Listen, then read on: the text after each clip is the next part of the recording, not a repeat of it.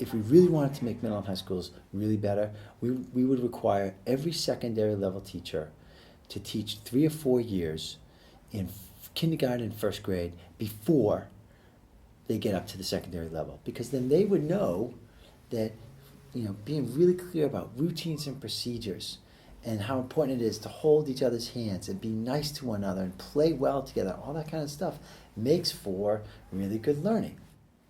If you pay attention to student culture at the beginning of the class, saying, these are our character and these are our social emotional targets.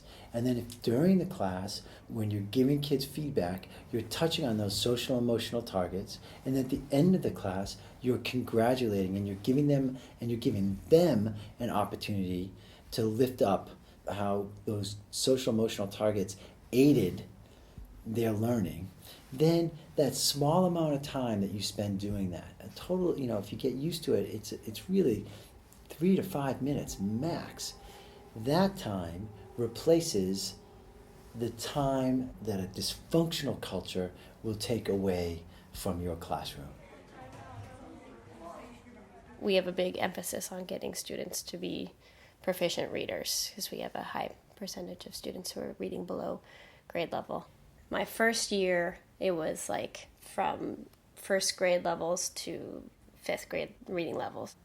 The wide range of abilities was really hard because it makes sense for a student who does not, understand what's going on in the classroom to be the disruptive kid and not the stupid kid. And I did not have good systems for dealing with any sort of disruptive behavior. And so I felt like students could tell that and were taking advantage of me being new and inexperienced. I think to build that culture, it takes a long time. Like, you need a strong lesson plan and unit plan to build that culture. So it's not like some people, I think teachers can rely on their charisma and feel that, I don't really have to plan for this because as long as my students like me, they'll do what I said. But I think you really have to plan, like, how are you going to reinforce whatever expectation you have in throughout the lesson.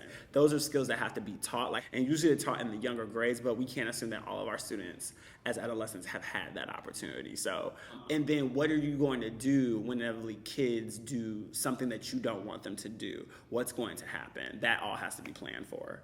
And I think even teachers who have been teaching and doing it for a few years, I know I'll speak for myself, I have to plan for it, and next year I will continue to plan for it. So. And it's really the focus of the culture I want to build. So I really think the investment is really important. I think that it's all about how you set it up at the beginning. What are your expectations and what are your boundaries around those expectations? And then you have to hold your boundary. Okay, here's what I'm not allowing in my classroom. You cross the line. Here's your consequence for crossing the line.